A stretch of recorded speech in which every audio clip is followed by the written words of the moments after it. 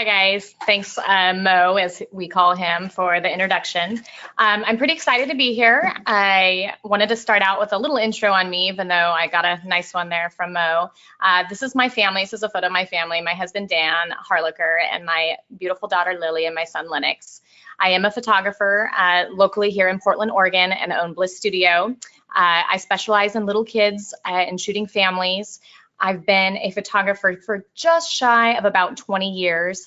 But over the years, I've done a lot of different things. Just so you guys know, I have shot weddings. I have shot some high school seniors, but I definitely narrowed my field down to kids and families, which is where I seem to excel the best. Today, I'm pretty inspired by a recent trip that I took to the coast. It was just a couple weeks ago, where I had 8 family sessions, family and kid sessions at the beach. We rented a house and spent the entire day shooting. I'm hoping that I can kind of share some of the tips from that today, as well as what I did about the sky. Skies are a little bit rough in Oregon, especially on the beach. You're getting a lot of haze. Sometimes you'll get blue sky, but typically it's a little difficult. So I'll share a little bit about that today as well. I want to do a little bit of background stuff as well. I want to be able to show the tutorials through the software and what I do, but I'd like to share some tips on how I approach things, maybe a little bit on posing if I can, and hopefully give you guys a little bit of the behind the scenes information as well. This is a collection of a couple of the favorites that I've pulled out of the event that I was at, so that you guys can kind of see where we're at. Awesome. So as we're going, one of the things that I really like about webinars being live is that you guys can pipe in. So I'm hoping that we can do questions along the way. I know we'll do some at the end as well, but if you guys have questions, please, Mo, can I give information? There's a questions pane on your control panel there on the right side of the GoToWebinar control panel. Just use that to answer or to ask questions, and I'll answer them here, pass anything up to Whitney that I can't answer. If you need her to go over something again, just shoot us a note in that questions box. And this entire webinar is being recorded, so if you miss something or if you have to tune out for a little bit, we will be recording it and we'll send it all out to you guys. Perfect. Okay, so let's start at the very beginning. So if you can see over here on the left, I have a folder of my beach event, and I have all of the clients that I photographed over the day, all separated by their last name. The first thing that I want to do is after a shoot, I'm going to come back and I'm going to download them all, put them all in their folders, and then I'm going to work on editing and culling. So one thing that I hear very often from other photographers is that they spend so much time trying to go through images. I can tell you, as we go through these, I've narrowed them a little bit, but typically on a regular session, I would probably shoot anywhere from 400 to 600 probably, to be safe, photographs. I know that may seem like a lot, but you also have to realize that I photograph kids who are not always the most cooperative subject. If you're shooting high school seniors, it's probably not as bad, but with little kids, they're running from you, they're, doing their crazy stuff. So it's imperative that you take the shots that you need to be able to get back and get your solid set that you're going to give to your client. I don't give my client that many photos. I give them somewhere between 50 and 80. So how do we go from 600 files down to 50 or 80? The best way that I have learned to edit through my stuff is to go through and select my favorites rather than trying to delete the bad ones. So if you pull up your images and you start going through them in detail view, as soon as I see one that I like, I go ahead and 5-star it to keep. And I just keep going through. I actually need to change my sort here. So we're going to change this to file name so that they're in order. We're going to start up at the beginning. Open them up again, just flip through them. And as you see one that you like, you 5-star to keep. Okay. This is so much faster than trying to pull out the bad ones. So, I mean, you do the math. You have 600 images and you only want 50. Picking 50 good ones out of a set of 600 is going to be a lot faster. And is there a hotkey that you use, Whitney, when you're starring images? And so there's quite a few different ways that you can do this. I like the star system, so I'm going to hit a 5-star. You can see the stars down here in the bottom. Every time I click one, it's going to highlight those. There's also And you're hitting the 5 key to do Yeah, it? the 5, sorry, the 5 star. 4 if you're doing 4-star, 3 for 3-star, depending on how you want to do that. There's also the colors, if you prefer to do a colors, and you can see the numbers beside it. You can also do a like and a dislike. I picked the 5-star. I'm not sure why I chose that. It doesn't really matter how you want to cull through them, but pick the thing that works the easiest for you. In the past, I used to 5-star my favorites and 1-star my unfavorites, and that was taking too long. So now I just literally go through 5-star everything that I'm going to keep, and then I get rid of all of the ones that have no star system on them. So this is pretty quick. So once I've gone through and culled my images, okay, I will be perfectly honest with our system. I can get through culling in probably about 15-20 minutes, maybe quicker, depends on the job. If I have a family like you're seeing here, there's a lot of eyes that I'm worried about, so I am going to go a little bit slower through these. You can also see as I shot, I overshot, so there's quite a few here. This is partly protecting myself so that I don't have to do head swaps later. So when I have this many kids and this many faces, I'm going to take quite a few extra photos to make sure that I get it. So as I'm running through them, all I'm doing is looking for the eyes open, looking for a shot that's mostly okay. If I grab a couple extras, I can go back through later. So let me do that really quick. I'm going to change my sort to rating, and I'm going to go to my 5 stars that I just did, and I can pull them up in the new compare mode, and I can look at them and get my one that I want to keep quickly through this. Still doing okay over there, Mo? Yeah, doing great. Keep going. Okay, so once I've got through and culled through my images, the next thing that I like to do is select a favorite photo. So I like the instant gratification. I love to be excited about what I shot. When I do an event like this and I have 7 or 8 jobs that I'm shooting in a day, it's a little bit overwhelming. I have so many photos to go through, so many pictures, but there's usually 1 or 2 that really stand out that I remember from photographing on that day.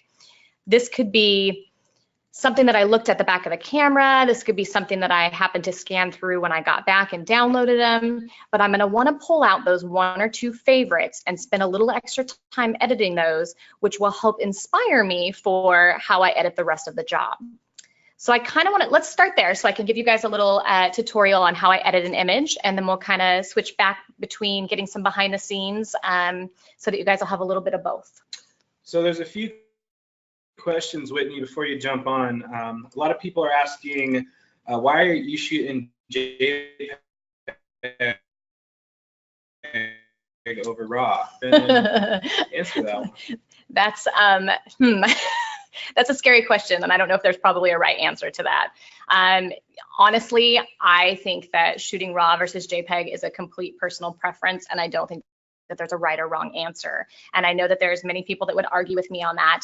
However, I think that if you shoot a different camera type, such as Nikon or Canon, or I mean, it's all personal preference. I shoot JPEGs. I shoot a lot of photos in a job, so it's quick. I'm not as concerned about making adjustments to RAW files. I work great with JPEGs. I have no problems with them. The output is really where the bigger thing is for me. I'm getting the prints and the desired output from what I am shooting, and my clients are happy, I'm happy, so it works. I don't think like I said, I don't think there's a right or wrong answer, so I don't want anybody to crucify me for that, but if you shoot RAW, great. If you didn't actually see my little thing up here that says JPEG, you probably wouldn't know, but it's totally personal preference. And from there too, I'm seeing a lot of questions asking about how, when you're culling your images, do you cull them directly from the card? Do you put them on an external hard drive? Do you put only the 5 stars on the hard drive to cull through? Okay. What's your process? Whew, that is a really good question. Please do not edit from a compact flash card or anything like that. I take all of my files and I download them straight to my hard drive or my external hard drive where I store all of my clients' files, and I work from those. Okay, so you don't want to have any problems. You want to make sure that you've got them downloaded over, you have your originals, and then you can go through and edit them. I will tell you that I delete my 1 stars, or my no stars, I guess I should say, completely. I get rid of them. So once I've kept my favorites, there's no need to keep the other ones. I completely delete them. I'm not going to show them to my client. I'm not going to pull out bad ones that I don't like. I'm only going to show those favorite shots. So I will pull those off my hard drive. I encourage you to make sure that you back up. I do back up on CDs. I know that's going to be obsolete at some point. I have another external hard drive where I also back stuff up. So make sure that you have your original files backed up in a different location. Got any more before I keep going? That's all good. Keep going. Am I going too fast for you guys, or everybody okay? Looks like it's good. All right, I talk fast, so I'm gonna try to get as much information as I can in here for you guys. So I'm opening this picture. So this is a shot. This little girl's name is Ellery. That really stood out to me the day that I was photographing. I was super excited. I knew that this white dress she had on was going to look beautiful in a walking away shot. I happened to see it on the back of my camera. It was the first photo that I knew I wanted to work on. So with that, I wanted to kind of be inspired for how I was going to edit through or add my finishes, I guess I should say, to the rest of my images from this job. So I'm going to take Ellery in. And a couple of things that I could think about with this is I would like to warm it up a little bit. So I love that kind of in this little seagrass, it's got a nice little warm temperature in here. I do want to complement that a little bit. And then as you can see above, we've got this completely blown out sky, which kills the shot for me. It was completely hazed over. It was later in the day, but I want to go ahead and add that sky in so that we can pop this a little bit more. So the first thing I'm going to do is go ahead and add a color enhancer filter so that we can warm this up just a little bit. I'm going to take my temperature slider and I'm going to warm us up maybe about a 30-ish, 35. So you can see we've got a little bit more warmth in her skin. I'm going to do a before and after on that. So you can kind of see that she's got a little bit of a gray skin tone in here. So as soon as I add that warmth in here, we've got a little bit in here. As a portrait photographer, I typically like my skin tones a little more warm or a little bit more red. You don't want dead skin, you don't want that gray color, especially when you're shooting kids. I mean, you want those flushed cheeks and you want to add a little bit of life into people. So I tend to go maybe a little extra on that in the skin tones on my clients. Okay, so let's go ahead and up that tint just a little bit. This is all personal preference. I'm just going to do a tiny bit of adjustments here and pull that saturation down just a touch. Okay, so here's our little before and after. Okay, let's keep going. I am going to add a texture. And this is the cool concrete that's going to come up, and it's going to put a little bit of texture within the seagrass. But I'm going to invert it. So you can see it's lightened everything up. I'm going to go ahead and hit the invert button so we can darken it a little bit. And then I'm going to pull that opacity down to about a 50%. So it's just adding a little extra texture in here, kind of warming it up a little bit. And then I'm going to add one more filter. We're going to add a vignette. So I'm going to pull that dark around the edges back in that seagrass. So we'll add a big softy and darken that up a little bit. Okay, so I have the bottom half of this photo about where I want. One thing I do see is I've got my texture on my subject here a little bit. So I'm going to go back to the textures and I'm going to turn on the mask and grab my little masking brush. And I'm going to do this very loose so we can get quickly through it for the webinar. But I'm going to mask that texture off of my subject's skin. I love using textures with portraits. I don't love necessarily having a texture on their faces or on their hair. So let's just pull that out. Okay, so I have the bottom half about where I'm happy. Let's go ahead and add the sky. So I'm going to head back up to the top. We're going to add a texture again. And then there's a new category that's called skies that I'm going to select. And then I want a more of a creamy, there's a whole bunch of skies you can pick in here, but a bunch of these I don't think are going to work as well. I want that creamy kind of rich to complement the seagrass. So I'm going to head down a little further to this sky, which is sky number 41. And I'm going to change the mode to darker. Okay, and then I'm going to pull this back a little bit. One thing that is kind of tricky about sky replacements is they can get fake really fast. So you see if the opacity is all the way up, this isn't very believable. So I tend to pull the opacity back quite a bit just to try to make it more of a believable sky replacement.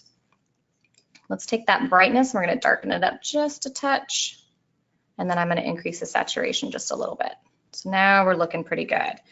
Okay, let's pull that opacity down just a touch more, make it a little bit brighter.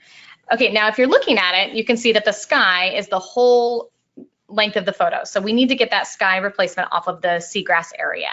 So while I'm on that texture, I'm gonna grab the masking bug and I'm gonna click on my image and I'm gonna change the preset so you can see the mask up here says linear top. That needs to be linear bottom so that we flip it so that we're seeing the top of the sky, but now you can see that it's taken itself off of the seagrass. You're gonna take the large circle and you're gonna move it to your horizon. And then I'm gonna blend the sky a little bit better. So I'm gonna stretch this gradient out so that we can blend it and then move the sky up a little bit. Okay, so we have something like that. So let's look at the before and after on that. So just like I did with the texture where I took off a little bit on my subject, the same thing's gonna happen with this. So the horizon line isn't a nice straight line on this. I'm not as concerned about the seagrass. I think that the blending is fine, but I do wanna take the sky that's kind of over top of her head. So I would just take my masking brush and just real loosely brush right over her head. You wanna make this brush as small as you can and just take that sky right off of there, okay? So there is our before, and there's our after. So once I've gotten it to this point, I would go ahead and save this preset. I've already got it saved, so I'm not gonna go through and save it, but I would just go up to your settings and save settings as a preset, create a category. So I would create a new category if I was creating a preset for a group or a series session. So I would make this beach sessions and I would create a preset for this. Make sure that you have the effects settings on and also the gradient masks would be checked on because that's the mask that we added there for the sky and you're gonna need that for a future image. Once I've saved that preset, I now kind of have a look and a feel that I want to use for the rest of my beach sessions. Excuse me, I can't say sessions today. So I'm going to head back to browse. Got any questions for me? No, looks like you're doing great. Everyone's saying they're loving your images, so keep it up, keep going. Okay, so let's keep going. So I did say that I saved a preset. I have it actually already saved in here. And it's the seagrass one. So let's do one other thing with this. So once I have a preset saved, I would grab another image that is in that series. So let's actually take this one. Let me reset this one. Pull it into effects, and I'm going to grab that same preset that I just created for this image. Give it just a second here. I'm going to grab the seagrass and apply it.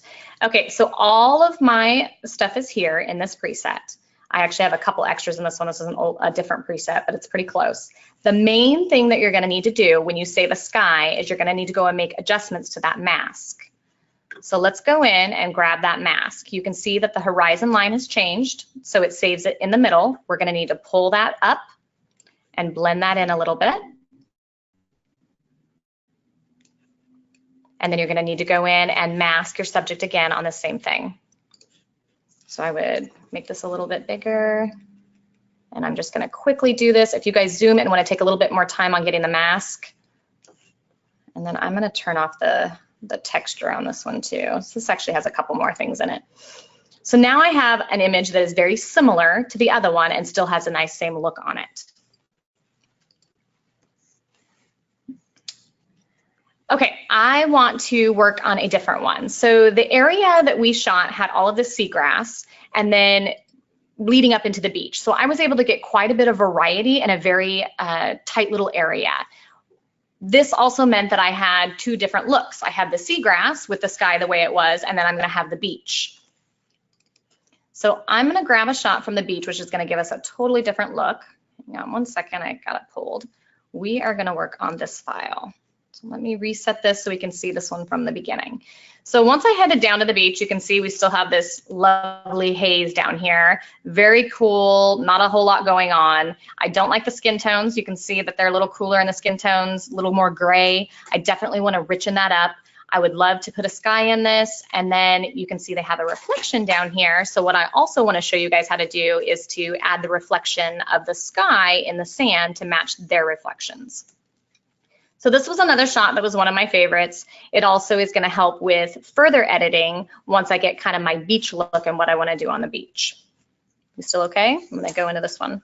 Yeah, no, we're doing good. I know for me personally that on the Oregon coast, this is one of the problems I struggle with, just having gray, blown out backgrounds where there's not much really to work with. So this is great. This is pretty normal. Yeah, so this is typical Oregon coast beach shoot for me, at least. If you're somewhere else in the country and you guys have beautiful beaches, I'm jealous. But we're gonna fake it here and make this work.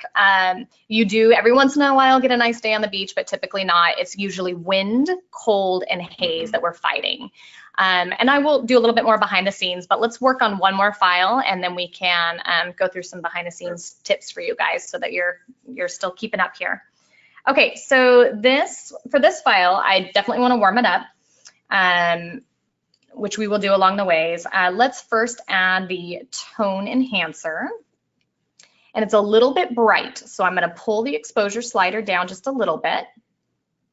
And I'm going to bring the highlights back in just a little bit as well. So let's pull this down. And I'm going to increase the shadows. We're increasing a little bit of the highlights and the shadows here. And then let's pull down on the whites. Okay. And then I'm going to add a dynamic contrast so we can get a nice little sharp pop here. Let's get a little bit more of the small details. And then to warm it up, I'm going to add a sunshine filter. And we're going to increase the warmth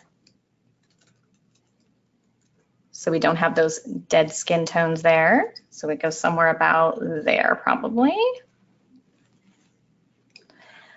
Okay, and then let's add the sky. So my subjects look great. The sky and the way I'm gonna make the reflection on the sand is gonna warm up the rest of this file. So I'm gonna add a texture and I'm gonna go back to the skies category again. And I'm gonna choose a nice warm sky. So this was sky, so I'm gonna choose skies number 3. And instead of the mode being subtle, I want to replace it. So we're going to replace the sky. Okay. I'm going to go grab that masking bug and pop that on there. We're going to change it from linear top again to linear bottom so that we can see the sky only on the top. And then I'm going to adjust it so that it's at my horizon. So we got to go up a little bit. And then I'm going to soften that gradient. So one other trick on this is you can change the scale of the clouds. And there's a couple fun things on this. One, I want to change it on this image because I'd like to make these clouds a little bit bigger. They look kind of small behind my subject and I want to stretch it out a little bit. The scale button can also be great if you're using the same sky on multiple images within a session where you want the clouds. I mean, if you think of normal clouds, they move. So they're going to be a little bit bigger. They're going to move off to the right a little bit to the left. You can use the same sky, but adjust that scaling a little bit to make it a little bit different for the next photograph so that it is more of a believable sky. So I'm going to make this a little bit bigger. And then I'm going to grab my masking brush, and I'm going to do this really loose, you guys, so bear with me a little bit, but I'm going to mask that off of my subject's faces. Okay.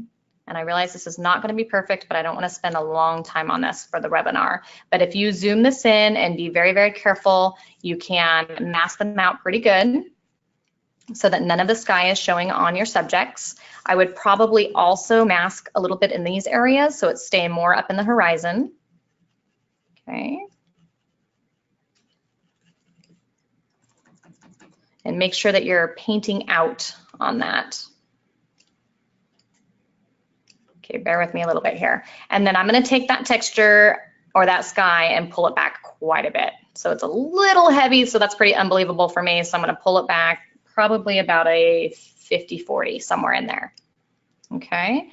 So since I have a reflection in this, I would also expect that I would have a reflection of the sky. So I'm going to add another texture, and we're going to add that exact same sky. So we're going to go back to skies. And we're going to replace it with a 3. And I'm going to keep this one on subtle instead of actually replacing it. I think that that's going to be a little bit better. And then let's pull the opacity back a little bit. It's a little bit too much saturation. I'm gonna pull that down a little bit. And then I am gonna rotate so that we have now the sky reflecting what we had up top. So change the scale. I'm gonna change the scale so it matches. I'm gonna pull those a little bit bigger. And then I'm gonna grab my masking bug one more time. And I'm gonna make this one so it's just on the sand. So let's pull that gradient out a little bit. And now you can see that it's just underneath their feet.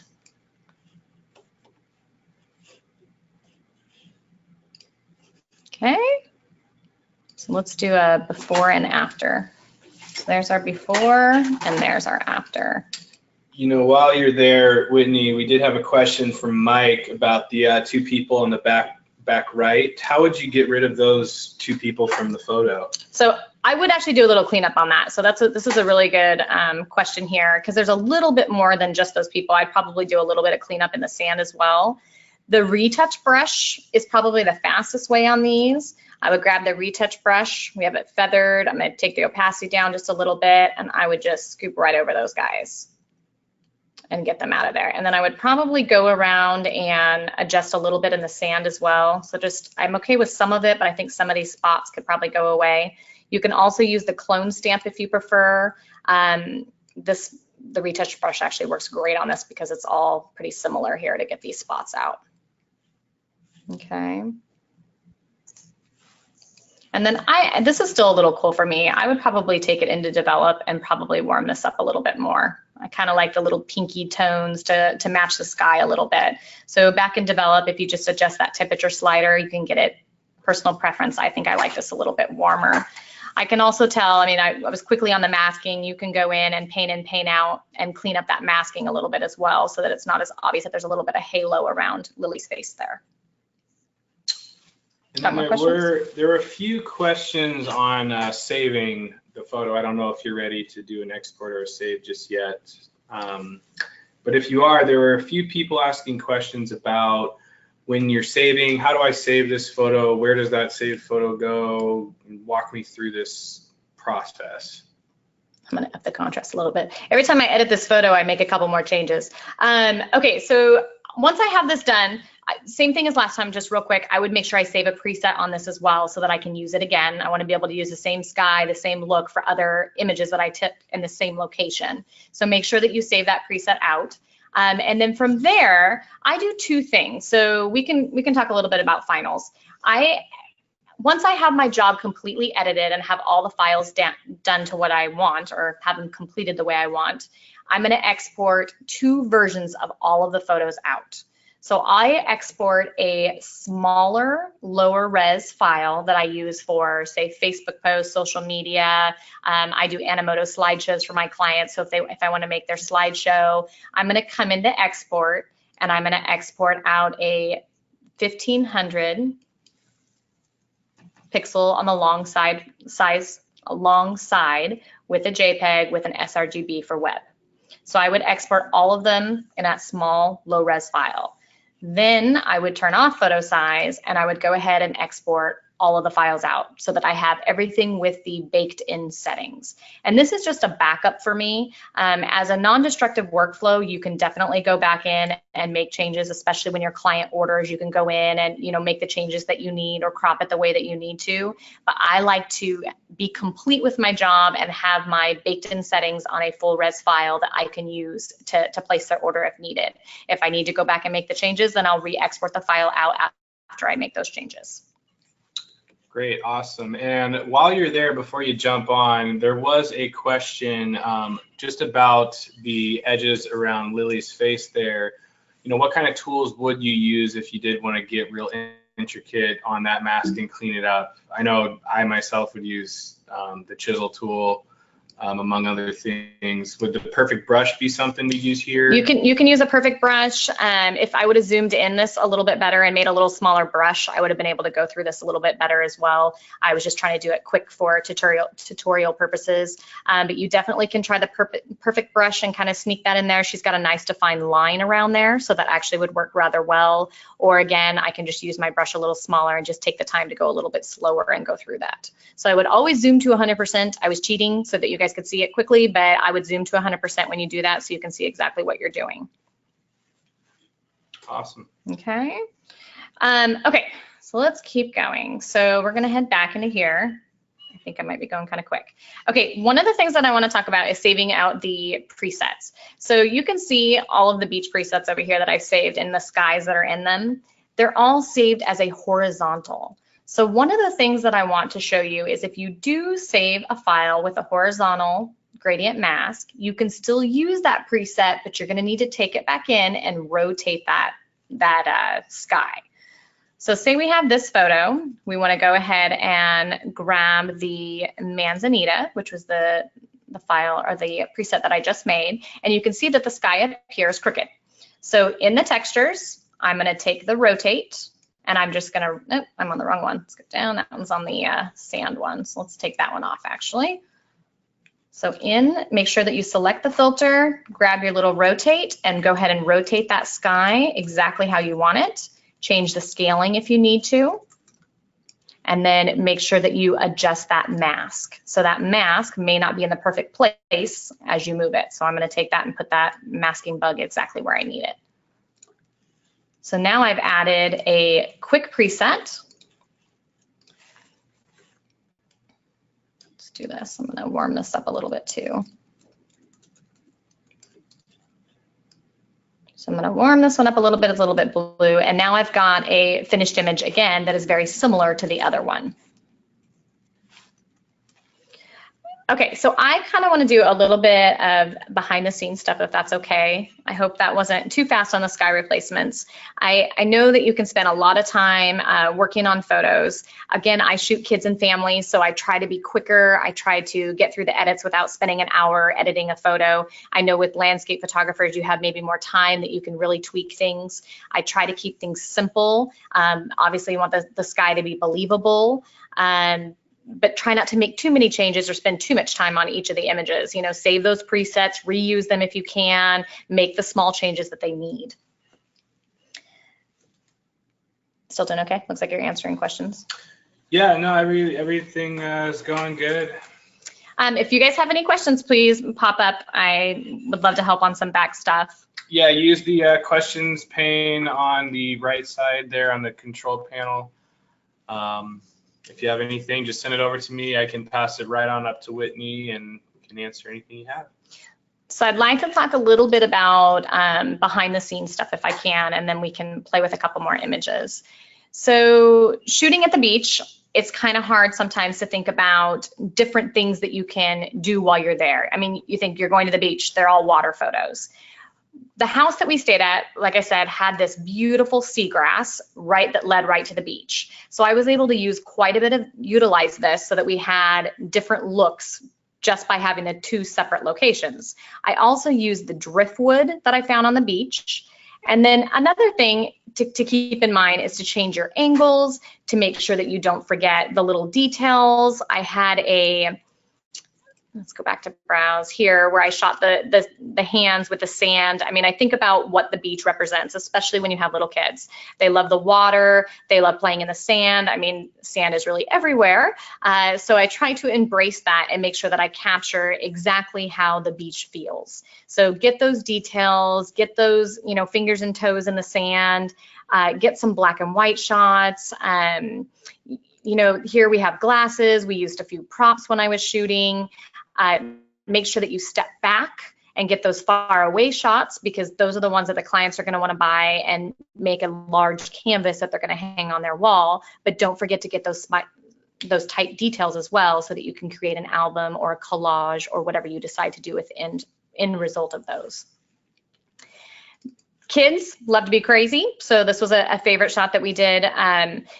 getting the kids to cooperate and pose can sometimes be challenging. Letting the kids open up and say, we're going to do a crazy fun shot. This often can be the ones that the parents like the most because it's really who their children are. But it also helps break the ice a little bit with the kids that you're photographing as well. You say, hey, let's get that, great shot that we want, and then let's get our crazy shot. And they get very excited that they get to be silly and do something fun. There's a couple questions here, Whitney, about retouching on kids' faces. I mean, not that anything really jumps out at me from these images, but I think people are wondering is when's too much? What's a good amount of retouching for? Okay, this is you like this image. Great one. Yeah, I think this is really what people are kind of asking, is if there's a kid with a bruise or something on his face that shouldn't be there. What's a good amount of retouching? What's too far? I'll let you take it away from there. Okay, so it's kind of funny. So this is a client I've been shooting since he was a baby. My clients are so used to me. He got this big raspberry here on his chin the day before the session. So luckily they know me well enough to know that's not a reason to cancel. I mean, if I had clients cancel for bruises and bumps and scratches, I would never have a session ever. So kids always have something. There's Band-Aids, there's bruises, there's scratches. I am very simple in my retouching with children. I know if you shoot a weddings or you shoot high school seniors, you can do a little extra retouching. It's okay. I think that that's accepted. It's more fashion. But with little kids, you really want to keep it real. You want to keep them who they are. But if they have a giant raspberry on their face, I would definitely want to retouch this out. Close up, you can see he's got some nice sand as well. But the thing that I would do two things on this. You can add the skin retouching filter, and I'm going to bump that all the way up. I'm going to grab the skin dropper, and I'm going to grab his skin so I know what skin color he is, and I'm going to put that range all the way up so we make sure that we get all of his skin. I'm going to invert the mask, and I'm going to paint in just in the areas on his skin where I want the retouching. And I'm just going to do a little bit. Actually, I'm painting out. So we're going to paint in, sorry. We're going to paint in to smooth out his skin. Okay. I'm going to show you a little before and after. You can see this is very, very, very subtle. I can turn the blemishes up a little bit and a little bit up on the smoothing, but I wouldn't go too much. I don't want my kids to look like plastic. So now you can see that it's softened up underneath his eyes. It's very subtle. Once I have the skin retouching on there, I'm going to grab either the clone stamp or the retouch brush. We're going to make that as small as we possibly can. I'm going to paint over this a couple of times. So I'm going to turn my opacity down a little bit. I'm going to turn my feather up. If you have your feather all the way down, I'm going to actually just show you guys. It's going to give it a nice hard edge. So if we turn that up and brush, we should get a nice soft edge. So I'm just going to brush over this a couple of times, and you can see his little raspberry is disappearing. And then I'm going to dust off a little bit of this sand, and you can see the retouch brush is doing a pretty good job here, actually. Okay, let's actually undo that last one. And then the other thing that I see on this is he's got a little bit underneath his eyes. So I'm going to go ahead and use that retouch brush one more time and just kind of soften that little dark spot under his eyes a little bit. Okay, so here is a before and after with the retouching. So still pretty subtle, but you can see that he's got smoother skin now. We've got no raspberries. The next thing I would probably do is brighten up his eyes a little bit, so I can give you guys a little tip on that. I'm going to do that in local adjustments. I'm going to use the lighten, and I'm going to mask in, so we're at paint in, just on the whites of his eyes here a little bit, so we can brighten up the eyes a little bit. Take that one out. And I wouldn't go too heavy on this either. I would just do it really slight. You can change the opacity a little bit if you want as well. And then I would also add a little bit of detail, and I would do the same thing, black mask, and I would just mask in a little detail and sharpen up those eyes a little bit. Nice, okay. That looks great. I know that this one, for me, the eyes specifically have been a troublesome spot when you're shooting in the high light environments. like the coast like that. Yeah, that can be kind of tricky too. If anybody watched the trailer that I had for this, there was a little video of me, I don't know if the trailer's still on Facebook, if they can go there, of actually lighting this shot. And the only thing that I took when I go to the beach is a light disc. So I did have an assistant. I had somebody holding the light disc most of the time. In this particular shot, you can see that he's got a little bit of light in his eyes. I have a light disc kind of sitting on my knees. I'm just holding it while I'm shooting so that I can pop a little bit of light in his eyes. The sun is behind him, so that is something that is super important if you're shooting on the beach. Keep the sun behind your subject. If you have them facing the sun, they can't see. They're going to be squinting, and it's already rough enough to see on the beach, but you want to definitely make sure that you keep the sun behind them, which puts you shooting into the sun.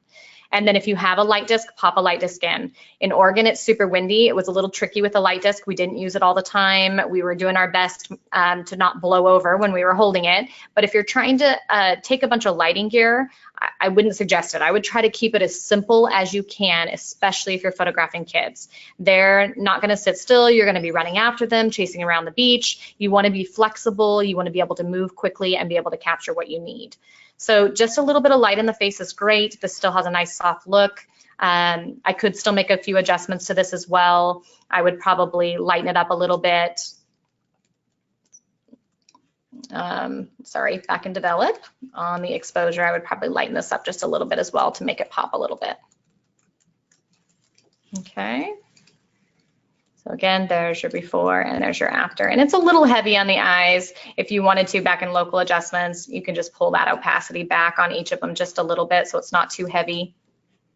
I try to keep things as natural as possible. Again, we're shooting kids. We're not doing high fashion here. So I would try to keep it as real as you possibly can. Okay. So there is a question, and I think this is probably a great segue for you, Whitney. Do you ever use starting point presets? How do you build your collection of presets? You know, where do you start basically when you have an image like this, a set of images of the same scene with, you know, the same family? What do you do to start?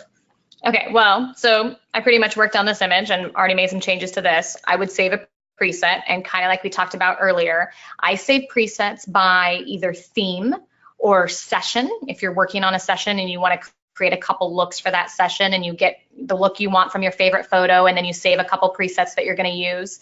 These are the 12 presets that I've created for my beach sessions. So these are the ones that I would typically use. So I would go through these and use them for all of the sessions that I shot while I was at the beach. And I would make little tweaks to them. So Mo makes a very good point that presets are starting points. So you've already seen me have to take one of these for a vertical shot.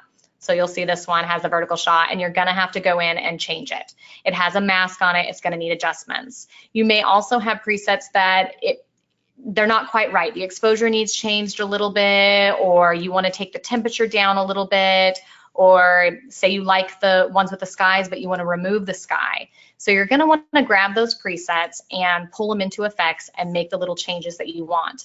If you wanna save an additional preset, you can save a double one. Like, so say this is seagrass and it's for a horizontal image. If I wanted to change this for a vertical, I could resave it and save it as seagrass/V for vertical so that I know that I can use it for my vertical images. Presets are fantastic, and they are the way that I can speed up my post-production and make things a lot faster, especially when I'm keeping it simple. Something that we've talked about, Mo, in the past is keeping things simple throughout the same session. So if you have your 3 or 4 presets that you're using, let's actually go back into Browse. You can copy and paste those.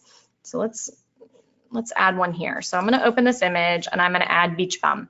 So once I have the preset added to this, all of the images that are in that same series that I'm giving to the client, I would go ahead and copy those settings and I would paste it to all the other images in that. And I want to paste both develop and the effects settings. And this would be the same. You could add the preset to all of them, but if I make any adjustments, I'm going to paste them across.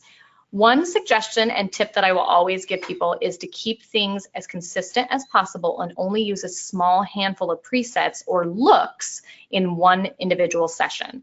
So maybe the difference between seniors and kids. If you have a high school senior and you're doing funky fashion and you're all over the place and you're shooting in this location and that location and you're using a whole bunch of different looks, that's something you can get away with. With what you're seeing here, you're seeing one location here in the seagrass, and then we're heading to the beach and you're going to see the beach area.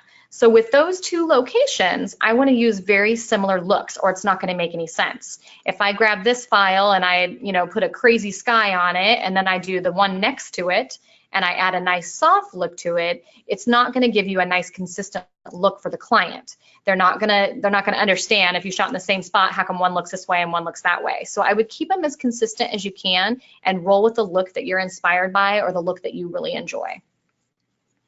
Awesome. Does that help? Yeah, that's great. Okay, so we talked a little bit about posing. We talked about shooting into the sun, so making sure that the sun is behind your subject. Wind can be a fun one on the beach, especially if you have girls. On the boys, it was a little bit easier. I didn't have to worry quite as much, but this can get tricky. You do have to work with the wind a little bit. We had a couple of times where we were being a wind barrier with the light disc trying to block the wind so that it wouldn't blow the hair. But most of the time I just try to roll with it. Hopefully you can get the sun behind and the wind still going in the right direction, but that can get tricky as well. Okay, so if I have any other questions, I would love to answer some more. It looks like you're handling most of them over there. There is a question actually. There's two questions I have for you. The first one on a Wacom tablet. Do you use one? I think I know the answer to that, but a few customers are asking if you use a Wacom tablet. Nope. So that's a no on that one. I tried once, I will admit it. My husband said I had to use it, and that's what all of the best retouchers did, and I think I used it for about an hour before it ended out the window. So that's personal choice. Yeah. I think some people that use it say you have to stick with it, and once you've transferred over, you love it. Not there for me. So. I like it myself. So Same. Second question would be, outside printing sources. I know a couple customers noticed that you shot sRGB. I told them that was a requirement of your printing. So I don't shoot sRGB. I photograph in Adobe RGB. Adobe RGB. sRGB color space is going to be for web. So if I'm exporting files out, I'm changing them to sRGB for the web. So that's the best color space if you're going to be posting somewhere. My lab of choice is White House Custom Color. They're a pro lab. Their printers take Adobe RGB. So that's what I send to them. They do all of my small prints, all of my large prints, a beautiful job. So you have to use the color space for the printer that you're using. So if you are printing your own, a lot of in-home printers are going to be sRGB. Make sure that you are exporting those files out properly for what your export is or your output is. Awesome. Looks like that helped out a lot. Thank you. Okay. I don't see any other new questions, so just to remind everyone, we're getting close to the end of the webinar. We'll take this last 10 minutes or so here. If you have questions, feel free to throw them in there to that questions box. I can have Whitney answer them here for you guys real fast. Yeah, if there's another area you want me to go over again, I'd be happy to do that, but that's pretty much what I had together for you guys, but I'd be happy to do another image if they want. Yeah, why don't you take us through that image there of the dog on the side. I know that you put a couple on the Facebook that were awesome with the kid and his dog together. Just how did you whittle down, I guess, those this whole series was great, actually. So this was probably a good one anyways, just for about getting details. So they brought their dog to the session. You try shooting a young child and a dog. That is probably the hardest thing you could ever shoot. And I will give you a little backstory. That was the first thing I ever did photograph. So when I was 17 years old, I did an internship from the photographer that shot my senior photos. And he brought a toddler and a dog and said, if you survive this, you're going to make it. So somehow I still shoot kids. So shooting a kid and a dog on the beach is crazy. They're running two different directions all over the place, but it was a blast. I chased after them. I chased after them. I, tried to get the details, and that's kind of what you can see here. I mean, they were playing, they were, being crazy. And then from this, I'm able to pull a nice little collage out of it. I actually love this shot. This is probably far from perfect, but to me, it's the moment of exactly what was happening. So the little boy Tristan was just attacking his dog over and over again. And so I love getting these little details. I managed to get the dog by himself as well. But these are the ones that will get tied into a collage or a series that the client will end up with in the end. Most likely what I'll end up doing for these guys is probably a little collage of the two of them playing, and they're going to be hanging it in the kids' playroom. So you had another question, I think, on there as well. Would this be something you use compare mode for? So I use compare mode sometimes. Typically, I'll use compare mode when I am narrowing down to the finals. So at the very beginning, we talked about starring through and pulling out all my favorites. Even when I do that, I don't have 50. I'm still going to probably have 100 or 120, or I mean, there's still going to be too many to give my client. I will pull them into compare mode like you see here, and I will go through them and pick my favorites. I can remove the ones that I do not want, and I'll move them around until I get my finals that I want to keep. And you can see them down here as well. So I can select ones that I want to add in. I can change my star system here too, but I would use compare mode. This was probably my favorite new feature, actually, to be able to narrow those down to those finals. If you have family and you're looking at them, you can pull them all close. So you can make sure that you pull the sharpest or the one that has all of the eyes open. You can scan through it and be able to pull your favorite out of that as well. Awesome. And then also there's a question here from Steven about explain why you shoot with the sun at the client's back. It seems counterintuitive. I know you covered that a little earlier. If you could just go over that a little bit again. It is kind of funny, right? But if you think about it, can you stare at the sun? I mean, if you are the subject and you're looking into the sun, I guarantee you're squinting, which does not make for great portraits. So you need to have yourself shooting into the sun. You can have a lens hood on your camera if you want. I'm usually pretty careful about getting lens flare unless I want it, which can also be great. But if the sun is up high in the sky, you're probably going to be okay. But you want your subject to be able to open their eyes. So that's number one. And then number two, the sun is going to light them up from behind. So you're going to have a nice glow behind them. And then you're going to pop in a little bit of light from the front. So all of these are going to have the sun behind. Everything that you see is the subjects, the sun is behind them. So the sun is behind and we're popping light in from the front. So you get that nice light that you need.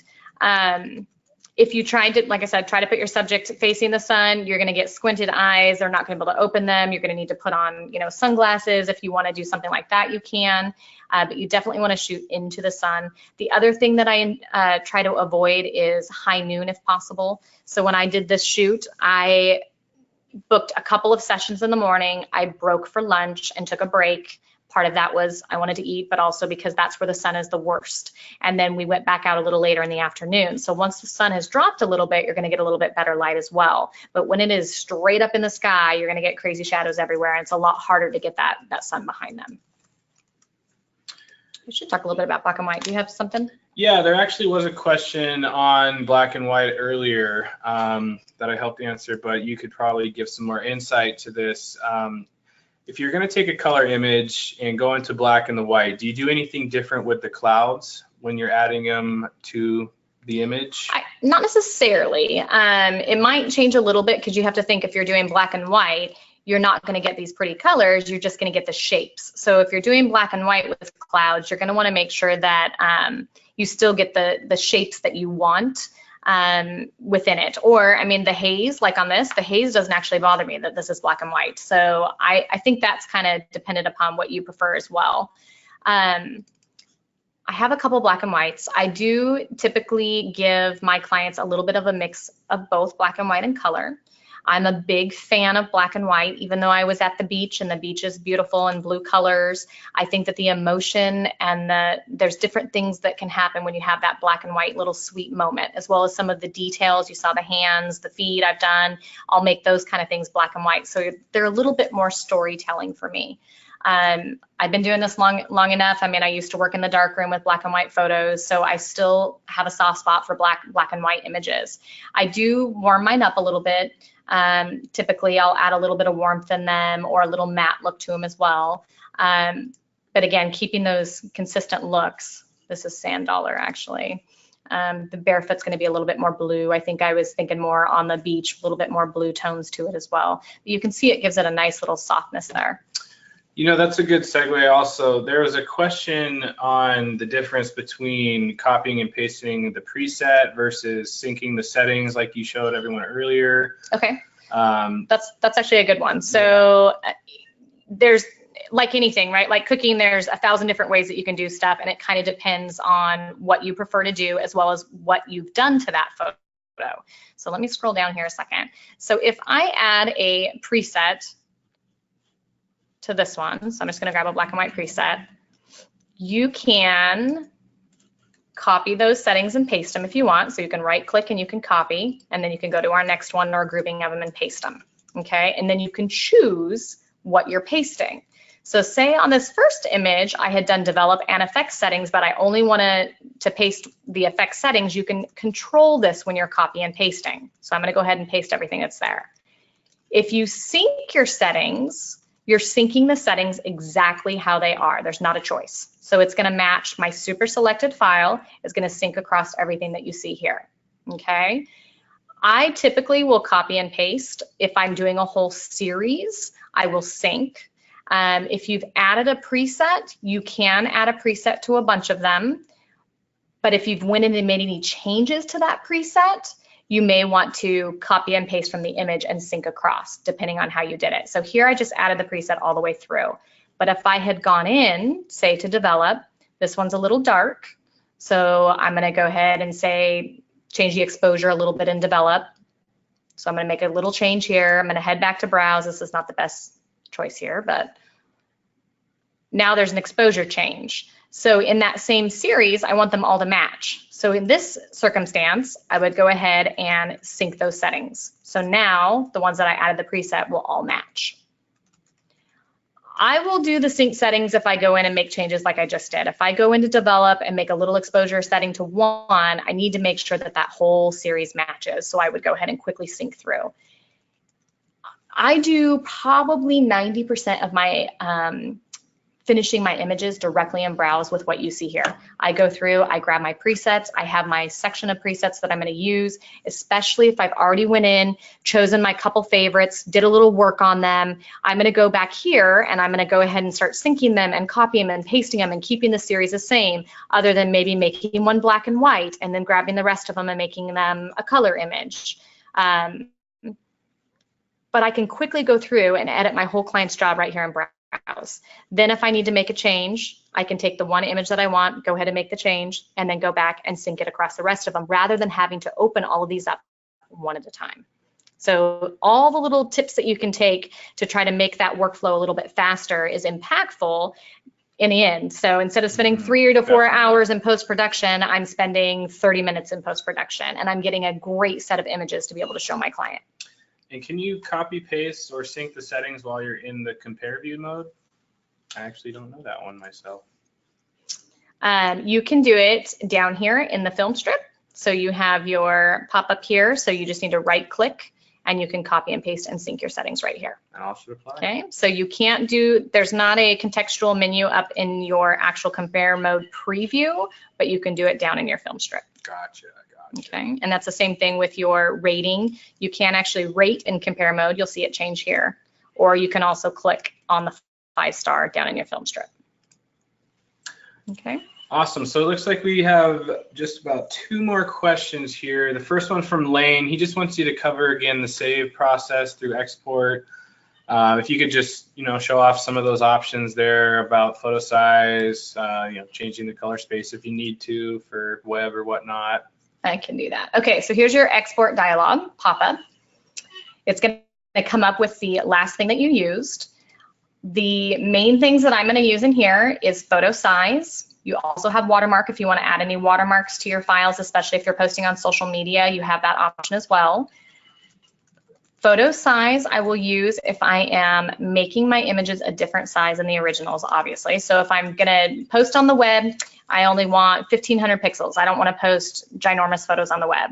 So I'm going to take this and I'm going to resize it to the size that I need, either by long edge, short edge, or if you have to have an exact, you can do that as well. Typically, I will do the long edge and I will change it to 1500 pixels. So this is for my low res files that I'm going to post on the web or use for a slideshow for the client. I'm going to leave this on the general ON1 resize. The file type you can change to JPEG, Photoshop, TIFF, or PNG. I'm just going to make it a JPEG. And then you can adjust the color space depending on what you need for your output. Okay, so on the web files, I'm going to export sRGBs, and then I'm going to put them in the folder that I need them to go in. Okay, if I am exporting the full res, I'm going to keep photo size off because I want the full file, and I'm going to keep a JPEG, but I'm going to adjust my color space to Adobe RGB, and I'm going to export out I'm going to call them my originals with settings. So with my settings baked in, I'm going to export that out. You can also rename here if you want, if you need to rename your files. I typically will rename mine back in Browse. I will do a batch rename, and I won't do this until I've completely edited my entire job. So once I have it down to my 50 or 80 files that I'm going to show my client, I will grab all of them and I will change the name to their last name. And then I will add one more and I will change it to a serial number, and I will change it, start it at 001. And I'll rename all of my files to the client's last name 001 all the way through, which makes it a little bit easier than this crazy number that you're seeing over here. Easier when you're making an order, when your client's telling you, I want to order number 10, they'd rather do that than I want, 5721. So I will do that at the very, very end. All right, looks like we have one more question, and this has actually been asked quite a few times, is do you do most of your processing in ON1? I saw Lightroom pop up when you were going through and was wondering if you used Lightroom for anything or just ON1. Not anymore. So once the new compare mode came in and this non-destructive workflow, I actually do not use anything else. I will use Photoshop. I shouldn't lie, hold on. I do use Photoshop from time to time. But as far as all of my processing on all of my images, I do everything strictly in ON1. So I have my presets, I have my look that defines kind of who I am and what my studio represents. I can quickly do it now. I mean, I mentioned earlier, I used to spend 3 hours editing files. I would open them one at a time. I would make the look that I needed. Now I just breeze through this stuff. I add my looks, I get it done, I export them out, and I'm complete. So nope, not anymore. Awesome. Well, so that's great to hear. That's been a new thing since 2017 has came out. So I was pretty stoked by the newest version, both with my workflow changing and making those adjustments that I needed. I encourage you guys, if you need workflow, help to take the time to work through the kinks and find the areas that you're lacking and make them better. I mean, I mentioned that I select my favorites when I edit. That was a pretty big breaking point for me. I used to go through and try to pick out all the bad ones. And, for some reason that took me 10 times longer or more. Now that I just select my favorites, I'm done in no time. So find the areas that you need maybe a little bit of tweak to and figure out a way to make them better, or learn or get some tips that can help make it a little bit faster. You need to be back behind those cameras, not spending too much time in front of the computer doing all of your editing. Awesome. Yeah.